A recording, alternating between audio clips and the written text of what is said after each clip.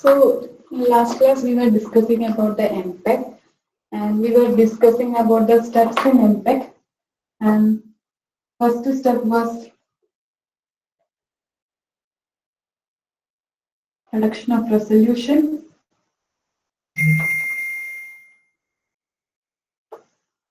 and second step was motion estimation, and third step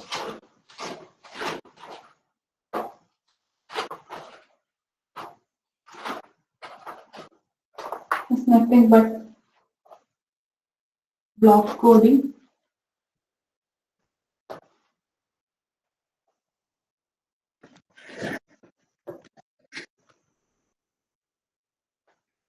Which is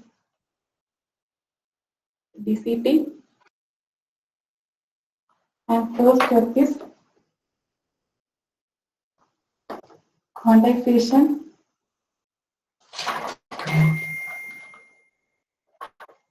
and fifth is encoding.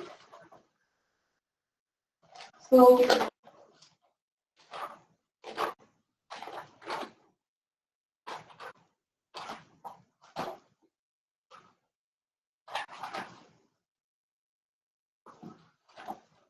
the reduction of resolution, in that we have achieved, we have subsampled the sample into 4:2:0, where 4 is the luminance component and 2 is the chrominance component, CR and CB. So by doing this, we got data volume reduced by 50%. And next we have estimated the motion estimation with respect to two successive frames. We have estimated the motion of the current object in the current frame with respect to the reference frame, and only that part of the block which have motion were compressed, where we estimated the motion vector for that part of the frame where there were motion. And afterwards we have divided the blocks into sub-blocks into 8x8, 16x16. By doing 8x8 blocks, we have much blocks to be compressed. Here, motion vector calculation was expensive, but on doing this 16x16 block matching was not easy to be done. So instead of calculating the motion vector for all 8x8 blocks, we have calculated for only that blocks. We have defined a search threshold area. In that search threshold, or in the search area, a rectangular search area was developed, and in this search area only we find the motion vector. That is, ഈ ഒരു ബ്ലോക്കിൽ ഈ ഒരു current ഫ്രെയിമിലുള്ള ഒബ്ജക്റ്റിനും ഇപ്പുറത്തുള്ള ഒരു ഒബ്ജക്റ്റിനും തമ്മിൽ എന്തെങ്കിലും ഒരു difference ഉണ്ട്. ആ ഡിഫറൻസ് നമ്മൾ സെറ്റ് ചെയ്ത ത്രെഷോൾഡ്, സെർച്ച് ത്രെഷോൾഡ് നമ്മൾ സെറ്റ് ചെയ്തിട്ടുണ്ട്. ആ സെർച്ച് ത്രെഷോൾഡിനെക്കാട്ടി കൂടുതലാണെങ്കിൽ മാത്രമേ നമ്മൾ അതിനെ മോഷൻ വെക്ടർ കാൽക്കുലേറ്റ് ചെയ്യുള്ളൂ. This all were discussed yesterday. And our third step is block coding, which is nothing but DCT.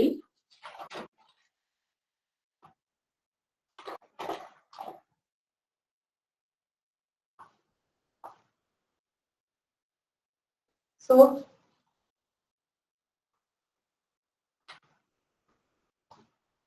here in DCT, this DCT is performed to transform the image data in terms of frequency component. As we have discussed in the JPEG, DCT is same function. That is by using that formula. This all steps are data preparation and data processing. These two steps are nothing but data preparation and data processing. The processed data, when we are applying on the processed data DCT, we give the DC coefficient and corresponding AC coefficients. So the DCT is performed to transform image image data in terms of frequency component. In the DCT matrix, the first entry in the top left, that is the first entry. After doing DCT, we get a DCT matrix. As we have discussed, the first entry is the DC coefficient and remaining 63, if you are doing 8 class 8 block, the remaining 63 are AC coefficient. And this is DC is nothing but a direct current term, and this represents the average gray level of the block. This DC component is nothing but it represents the average gray level of the block. Then AC is nothing but alternate current terms, and it's a less significant terms, or it contains minimum information. DC contains majority of information. Most significant bit on it contains majority of information regarding the grayscale, prominence, luminance value, etc. So this is about the third step, that is block coding.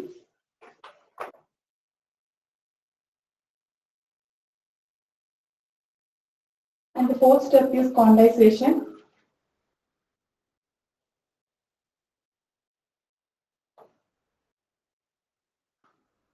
This, as we have discussed, this is the primary source of loss in compression, lossy compression and follow another. As the name suggests, the quantization cheyumbozhanu maximum allengi primary source of loss aanu. By doing this, ഈ quantization ചെയ്യുന്ന സമയത്താണ് നമുക്ക് ഈ lossy compressionൽ primary loss of data ഉണ്ടാവുന്നത്. ഈ DCT terms, അതായത് നമുക്ക് കിട്ടുന്ന ഈ ഒരു DCT matrixൽ നമ്മൾ മുന്നേ കണ്ടിട്ടുണ്ട്. ഈ DCT terms are divided by the quantization matrix. Quantization table വെച്ചിട്ട് നമ്മൾ അതിനെ ഡിവൈഡ് ചെയ്യും.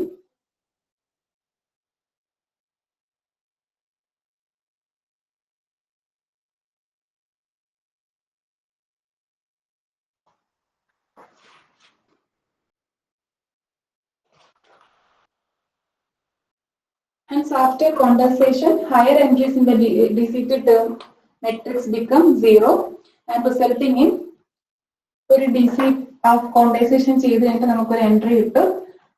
ആ എൻട്രി നമ്മൾ zigzag ordering എഴുതും. That is, we are doing vectoring here.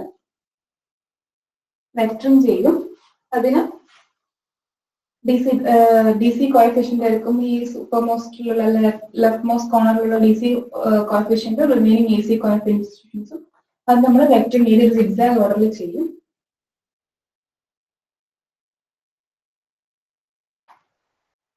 നമ്മൾ ഈ കംപ്രഷൻ, ഇവിടെ നമ്മൾ ഈ DCT ചെയ്യുന്ന കംപ്രഷൻ ടു ഹൈ ആണെങ്കിൽ, അതായത് കംപ്രഷൻ റേഷ്യോ എന്ന് പറയുന്നത് ടു ഹൈ ആണെങ്കിൽ, റിമൈനിങ് AC coefficients എല്ലാം ഈ ക്വാണ്ടിസേഷൻ ചെയ്ത് കഴിഞ്ഞിട്ട് നമുക്ക് കിട്ടുന്ന AC coefficients എല്ലാം most of the AC coefficients 0 ആയിരിക്കും. അതായത് നമ്മളിപ്പോൾ ഈ DCT ചെയ്യുമ്പോൾ ഈ ഡിസ്ക്രീറ്റ് കൊസൈൻ ട്രാൻസ്ഫോം ചെയ്യുന്ന സമയത്ത് കംപ്രഷൻ ടു ഹൈ ആണെങ്കിൽ നമ്മൾ ക്വാണ്ടിസേഷൻ ചെയ്ത് കഴിഞ്ഞാൽ ഈ ക്വാണ്ടിസേഷൻ ടേബിൾ വെച്ചിട്ട് ക്വാണ്ടിസ് ചെയ്ത് കഴിഞ്ഞാൽ ലൈക്ക് ദിസ് 63 ആണ്. സപ്പോസ് ഇവിടെ ഒരു 12 ആണെന്ന് വിചാരിക്കുക. then the remaining most of the coefficient will be zeros ആയിരിക്കും. This is the case when the compression ratio is very high. That is, after doing compression, when the compression is too high, the remaining coefficients after quantization, the most of the coefficient will be 0.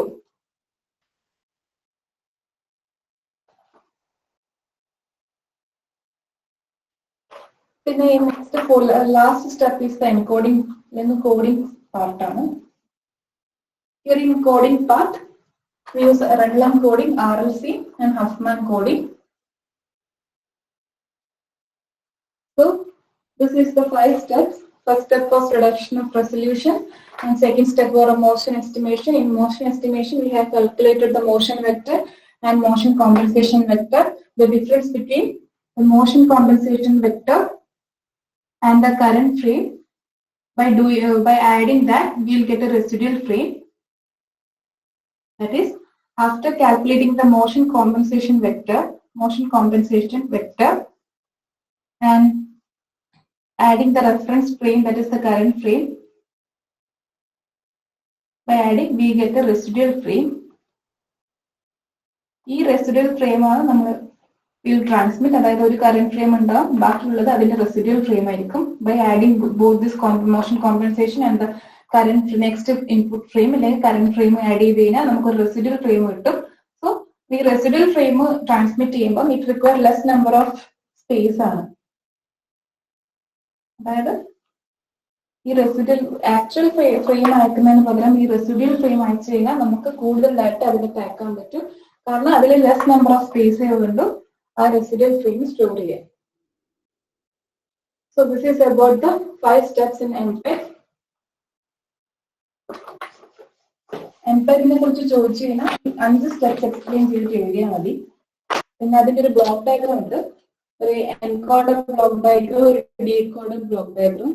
So MPEG സ്റ്റാൻഡേർഡ്സിനെ കുറിച്ച് ചോദിച്ചു കഴിഞ്ഞാൽ പറയേണ്ടത് commonly use ചെയ്ത 7 steps of commonly used MPEG standards MPEG 1, 2, 4, 7 and latest ഒന്നുണ്ട് 21. ഇന്നലത്തെ ക്ലാസ്സിൽ പറഞ്ഞിട്ടില്ല, latest ആണ് 21. സോ ബേസിക്കലി ഇത്രയും എഴുതാൻ മതി, ഇൻക്ലൂഡിങ് ഇത് എഴുതാൻ പറ്റുവാണെങ്കിൽ അത് എഴുതാം. So this are the common MPEG standards. അത് കഴിഞ്ഞാൽ നമ്മൾ പറയേണ്ടത് MPEG-ലുള്ള 5 steps ആണ്. Reduction of resolution, resolution reduction, motion estimation, പിന്നെന്താ block coding, which is nothing but DCT. Next is quantization, then is encoding. You run this step to explain here with this block diagram which we are going to discuss now.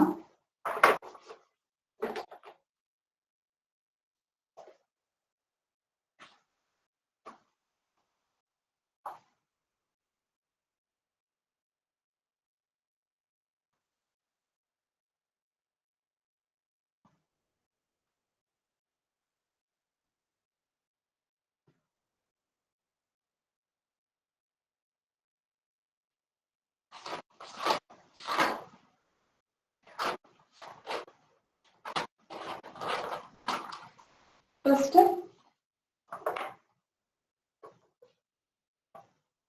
put the picture, and from that we will decide the picture type.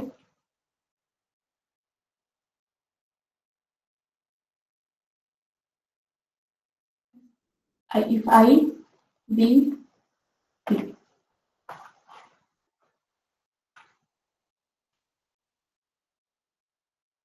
ഈ block ഡയഗ്രത്തിൽ പോകുന്നതിന് മുന്നേ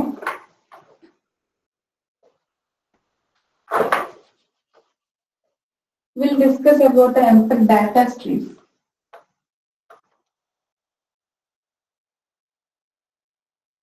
In MPEG, the data stream will be like this. Then we will have a sequence header. Then the GOP, which is nothing but group of picture. GOP. So the MPEG specification defines a video sequence composed of video sequence header. ഇതാണ് ഒരു MPEG video sequence എന്ന് പറയുന്നത്. അതിൽ first തന്നെ ഒരു video sequence header ഉണ്ടാവും. This defines video format, picture dimension, aspect ratio. ഇത് define ചെയ്യുന്നത് വീഡിയോ ഫോർമാറ്റ് എങ്ങനെയാണ്. അതായത് കുറെ വീഡിയോ ഫോർമാറ്റ് ഉണ്ട്, സിപ്പ് ഉണ്ട്, QACF ഉണ്ട്, അങ്ങനത്തെ കുറെ വീഡിയോ ഫോർമാറ്റ് ഉണ്ട്. അതിൽ ഏതാണ് ഡിസൈൻ ചെയ്യുന്നതാണ് sequence header. This defines the picture dimension എത്രയാണ് ഡിഫൈൻ ചെയ്യും, ആസ്പെക്ട് റേഷ്യോ എത്രയാണ് ഡിഫൈൻ ചെയ്യും, ആൻഡ് ഫ്രെയിം റേറ്റ് എത്രയാണ് ഡിസൈൻ ചെയ്യും. This is the sequence header. So this is followed by a GOP. GOP is nothing but a group of frame. അതായത് group of picture between 2 I frame. അതായത് ഒരു I frame ഉണ്ടാവും. Data will be like this I, B, B, P, P, I. So this is known as GOP, group of picture. That is the frames between 2 I frame. 2 I frame തമ്മിൽ it will be like this. Can also be like this. That is, this is also a GOP. That is a group of picture. That is frame between 2 I frame. 2 I frame തമ്മിലുള്ള 2 I ഫ്രെയിമിന്റെ നടുക്കുള്ള ഫ്രെയിംസിനാണ് നമ്മൾ GOP അല്ലെങ്കിൽ group of picture എന്ന് പറയുന്നത്. So GOP contain picture that may be encoded into one of the 3 respect to compression format. Each form within the GOP is numbered. Each picture is divided into size. ഈ ഇതിനകത്ത് ഓരോ പിക്ചറും നമ്മൾ സ്ലൈസിലേക്ക് slices ആയിട്ട് divide ചെയ്യും and then into macro block 16:16 or 8:8. The macro block is composed of 4 8x8 blocks where 8x8 blocks 4 which will be chrominance component, luminance component. പിന്നെ ബാക്കിയുള്ള 2 8x8 blocks എന്ന് പറയുന്നത് chrominance component ആയിരിക്കും. And this is the MPEG data stream. ഈ MPEG data stream ഇല്ലാത്ത അറിയേണ്ട കാര്യങ്ങൾ വെച്ചാൽ it contains a sequence header followed by ഇതാണ് ഒരു MPEG video sequence എന്ന് പറയുന്നത്. നമ്മൾ അയക്കുന്ന video sequence in this format ആയിരിക്കും. അതിൽ ഫസ്റ്റ് ഉള്ളതാണ് സീക്വൻസ് ഹെഡർ. ഈ സീക്വൻസ് ഹെഡർ ഡിറ്റർമൈൻ ചെയ്യുന്നത് വീഡിയോ ഫോർമാറ്റ് ഏത് ഫോർമാറ്റിലാണെന്നുള്ളതും പിന്നെ പിക്ചർ ഡയമെൻഷൻ, അതായത് പിക്ചറിന്റെ വിഡ്ത്ത് ആൻഡ് ഹൈറ്റ് ഡയമെൻഷൻ പറയും, പിന്നെ അതിന്റെ ആസ്പെക്ട് റേഷ്യോ പറയും, പിന്നെ അതിന്റെ frame rate. And the sequence header will be followed by a number of GOPs. ഈ GOP is nothing but group of picture. ഈ group of picture എന്ന് പറഞ്ഞു കഴിഞ്ഞാൽ രണ്ട് iframe തമ്മിലുള്ള അല്ലെങ്കിൽ രണ്ട് in between 2 iframe ഉള്ള ബാക്കിയുള്ള ഫ്രെയിംസിനാണ് GOP-യിലെ ഗ്രൂപ്പ് ഓഫ് ഫ്രെയിം എന്ന് പറയുന്നത്. This is about the MPEG data stream. Now we will go to the block diagram.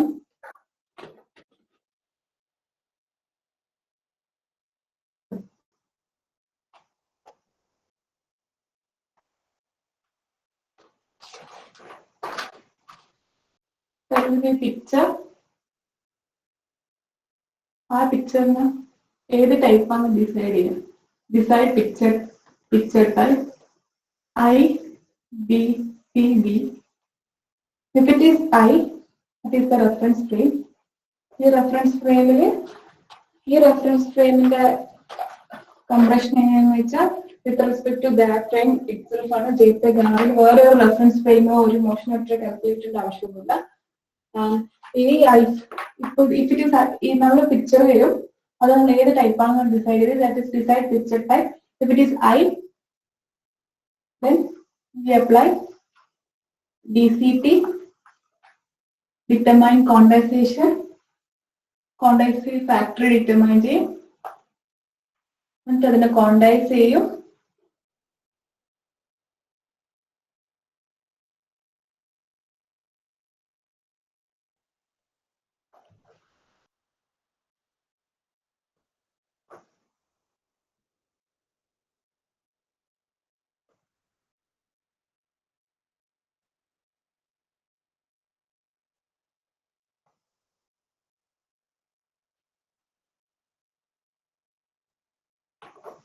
This is our compressed frame.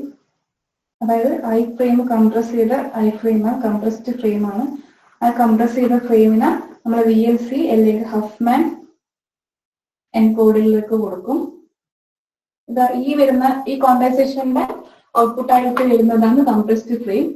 ഈ കംപ്രസ്ഡ് ഫ്രെയിം നമ്മൾ VLC അല്ലെങ്കിൽ റണ്ണം കോഡിംഗ് അല്ലെങ്കിൽ ഹഫ്മാൻ കോഡിംഗ് ചെയ്തിട്ട് അതിന്റെ ഔട്ട്പുട്ട് എന്ന് പറയുന്നത് നമ്മുടെ എൻകോഡഡ് ബിറ്റ് ആയിരിക്കും.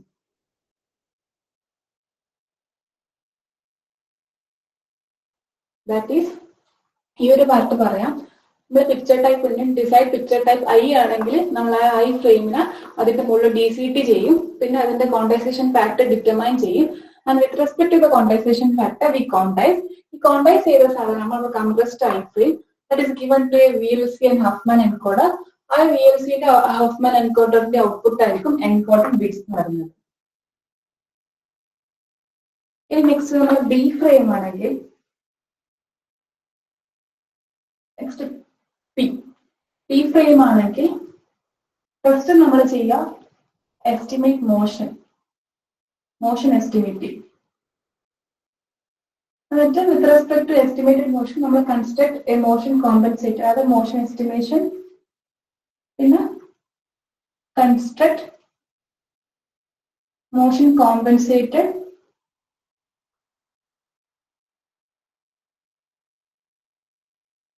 frame.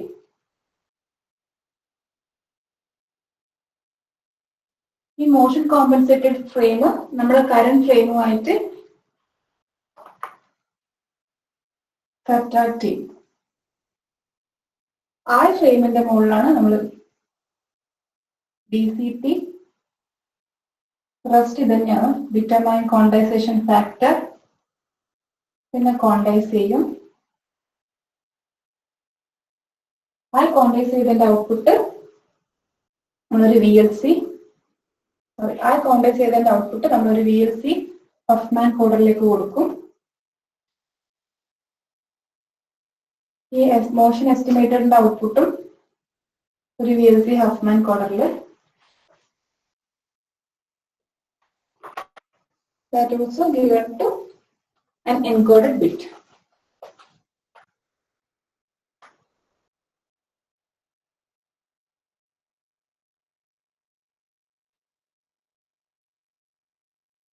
ഇവിടെ ഒരു ഡീക്വാണ്ടൈസർ ഉണ്ടാവും, ഇവിടെ ഒരു IDCT ഉണ്ടാവും.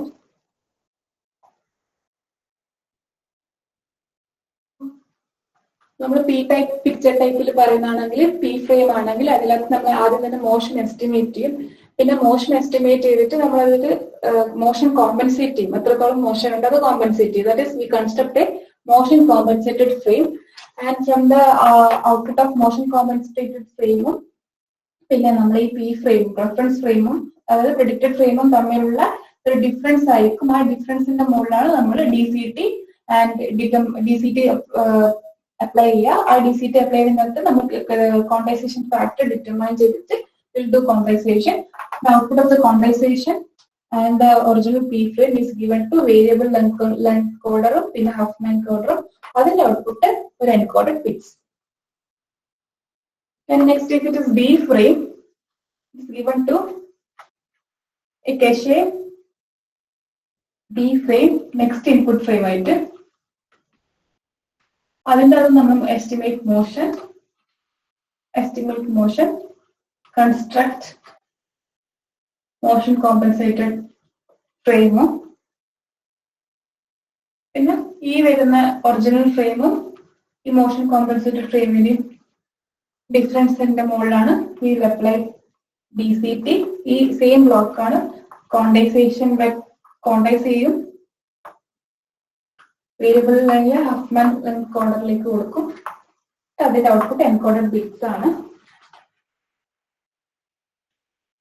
പിന്നെ ഈ മോഷൻ എസ്റ്റിമേറ്റ് മോഷൻ ചെയ്യാൻ വേണ്ടിയിട്ട് we should have a reference from last input frame. അതായത് ഈ ലാസ്റ്റ് ഇൻപുട്ട് ഫ്രെയിമിന് ഒരു റെഫറൻസ് ഉണ്ടെങ്കിൽ മാത്രമേ നമുക്ക് മോഷൻ എസ്റ്റിമേറ്റ് ചെയ്യാനും പറ്റും, പിന്നെ മോഷൻ കോമ്പൻസേറ്റ് ചെയ്യാനും പറ്റും.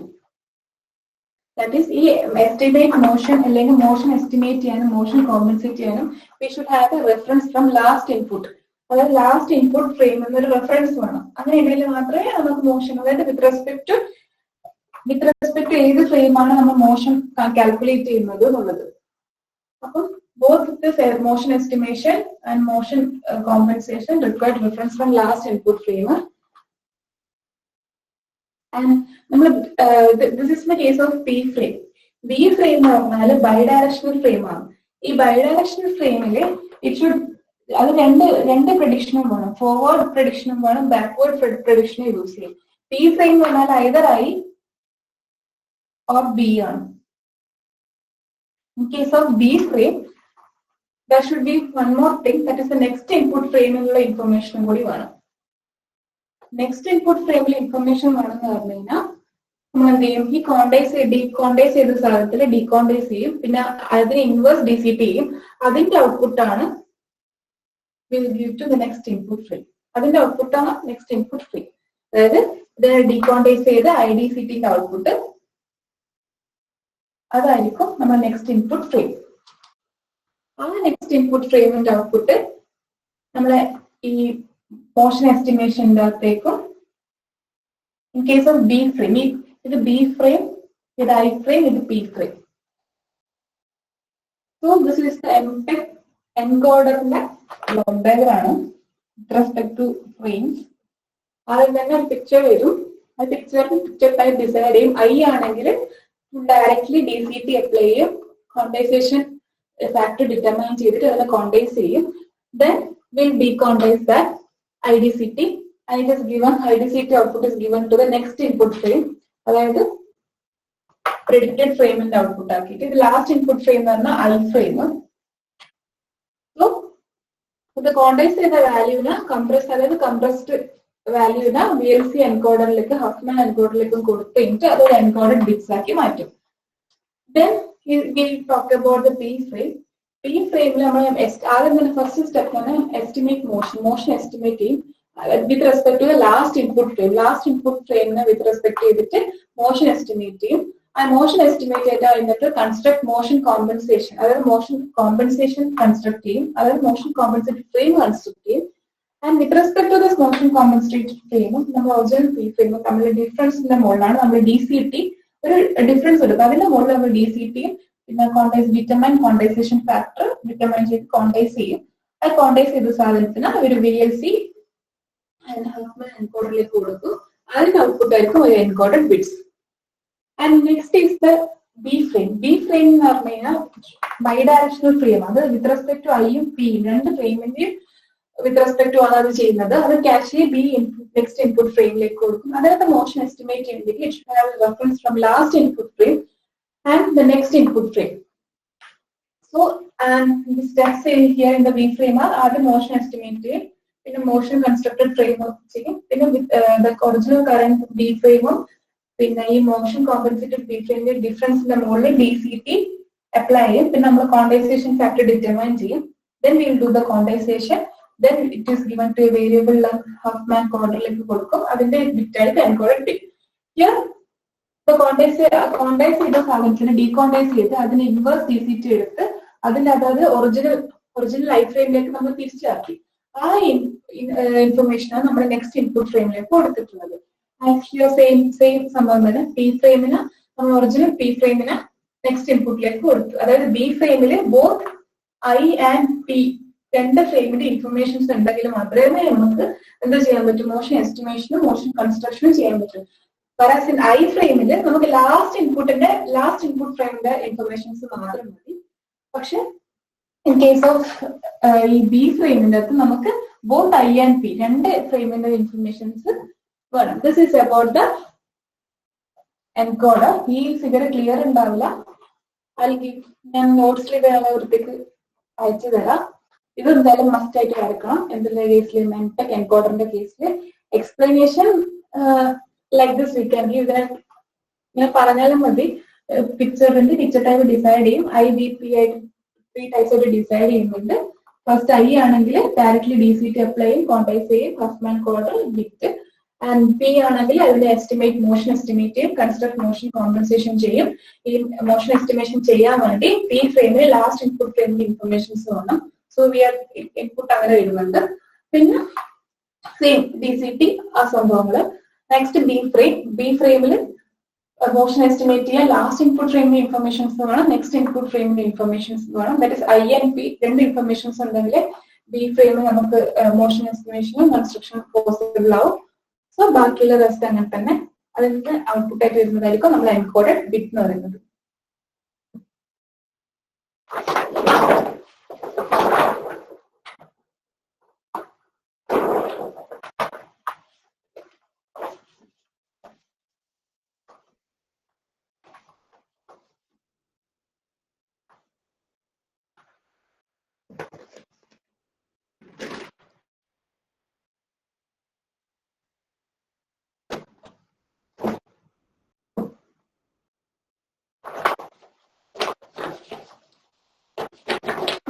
ഡീകോഡർ ഉണ്ടാകും ചെറുതാണ്, അതുകൊണ്ട് കഴിയാം. ഡീകോഡർ എന്ന് പറഞ്ഞു കഴിഞ്ഞാല്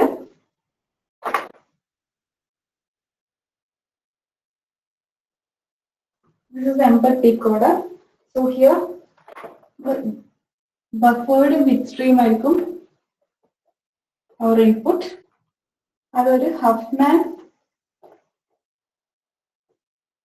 അല്ലെങ്കിൽ VLC ഡീകോഡറിലേക്ക് കൊടുക്കും. അതിന്റെ ഔട്ട്പുട്ട് ആയിട്ട് output is given to IDCT. പിന്നെ ഇതിന്റെ മോഷൻ വെക്ടർ ആയിരിക്കും വരുന്നത്. ഈ മോഷൻ വെക്ടർ നമ്മൾ മോഷൻ കോമ്പൻസേറ്ററിലേക്ക് കൊടുക്കും. ഈ motion compensator with respect to reference പിക്ചറും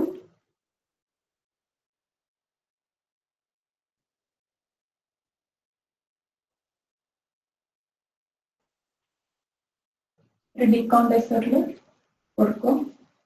motion കോമ്പൻസേറ്ററിന്റെ ഔട്ട്പുട്ടും ഒരു ഡീകോണ്ടൈസറിന്റെ ഈ ഔട്ട്പുട്ടും കൂടി നമ്മൾ റീ ഓർഡർ പിക്ചറിലേക്ക് കൊടുക്കും, പിക്ചർ ബ്ലോക്കിലേക്ക് കൊടുക്കും.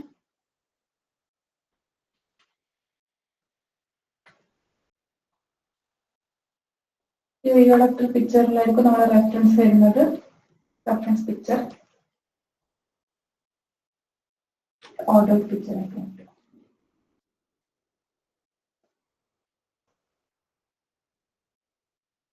ഇതാണ് ഒരു MPEG ഡീകോഡർ എന്ന് പറയുന്നത്. ബഫേർഡ് ബിറ്റ് സ്ട്രീം ഉണ്ടാവും, അതൊരു ഹഫ്മാൻ ആൻഡ് VLC ഡീകോഡറിലേക്ക് കൊടുക്കും. അതിന്റെ ഔട്ട്പുട്ട് ആയിട്ട് വരുന്ന സംഭവം ഞാൻ IDCT, അതായത് ഇൻവേഴ്സ് DCT ചെയ്തത് തന്നെ ഞാൻ ഓപ്പോസിറ്റ് IDCT ചെയ്യും. ആൻഡ് മോഷൻ വെക്ടർ മോഷൻ കോമ്പൻസേറ്ററിലേക്ക് കൊടുക്കും. ഈ മോഷൻ കോമ്പൻസേറ്ററിന്റെ ഔട്ട്പുട്ട് എന്ന് പറഞ്ഞാൽ with respect to reference picture ആയിരിക്കും. ഈ റെഫറൻസ് പിക്ചറിൽ നിന്ന് നമ്മൾ റീഓർഡർ ചെയ്ത പിക്ചർ തന്നെയായിരിക്കും റെഫറൻസ് പിക്ചർ ആയിട്ട് വരിക. അതിനോട് ആ റെഫറൻസ് പിക്ചർ വെച്ചിട്ട് നമ്മൾ മോഷൻ കോമ്പൻസേഷൻ ചെയ്യുന്നുണ്ടാവുക. ദെൻ IDCT നമ്മൾ കോണ്ടൈസ് ചെയ്തിട്ടൊക്കെ DCT ചെയ്യാം. സെയിം റിവേഴ്സ് ഓർഡർ IDCT ചെയ്തിട്ട് അതിനെ ഡീകോണ്ടൈസ് ചെയ്യും. ഈ മോഷൻ കോമ്പൻസേഷന്റെ ഔട്ട്പുട്ടും ഈ ഡീകോണ്ടൈസറിന്റെ ഔട്ട്പുട്ടും രണ്ടും കൂടി സം ചെയ്തിട്ട് വരുന്നതാണ് നമ്മുടെ റീഓർഡർ പിക്ചർ. റീഓർഡറിങ് നമ്മളെ പിക്ചർ ഇൻഫർമേഷൻസ് വരും. ആ പിക്ചർ ഇൻഫർമേഷൻസിന് നമ്മളെ ഒരു റീഓർഡറിങ് പിക്ചർ ബ്ലോക്കിലേക്ക് കൊടുക്കും. അതിന്റെ ഔട്ട്പുട്ട് ആയിരിക്കും വരുന്നതായിരിക്കും ഓർഡേർഡ് പിക്ചർ, ഒറിജിനൽ ഉള്ള picture. This is about the MPEG decoder. First buffered bit stream ഉണ്ടാവും, അതായത് നമ്മൾ MPEG എൻകോഡറിന് വരുന്ന ബിറ്റ് സ്ട്രീം ആണ് ബഫേർഡ് ബിറ്റ് സ്ട്രീം. ഈ ബഫേർഡ് ബിറ്റ് സ്ട്രീം നമ്മൾ ഹഫ്മാൻ അല്ലെങ്കിൽ VLC ഡീകോഡറിലേക്ക് കൊടുക്കും. അതിന്റെ ഔട്ട്പുട്ട് നമ്മൾ IDCT ചെയ്യും, ഇൻവേഴ്സ് ഡിസ്ക്രീറ്റ് കൊസൈൻ ട്രാൻസ്ഫോമിലേക്ക് കൊടുക്കും. അല്ലെങ്കിൽ അത് IDCT ചെയ്തിട്ട് അതിനെ ഡീകോണ്ടൈസ് ചെയ്യും. അതിന്റെ മോഷൻ വെക്ടർ മോഷൻ കോമ്പൻസേഷൻ നമ്മൾ കണ്ടുപിടിക്കും with respect to reference picture from the reorder picture. അതിന്റെ രണ്ടിന്റെ ഔട്ട്പുട്ട് ക്ലബ് ചെയ്തിട്ട് കിട്ടുന്നതായിരിക്കും നമ്മളെ റീഓർഡർ ആയിട്ടുള്ള പിക്ചേഴ്സ്. അതിന് ഓർഡർ ചെയ്യാൻ വേണ്ടിയിട്ട് റീഓർഡർ പിക്ചർ ബ്ലോക്കിലേക്ക് കൊടുക്കും. അതിന്റെ ഔട്ട്പുട്ട് ആയിട്ട് വരുന്നതായിരിക്കും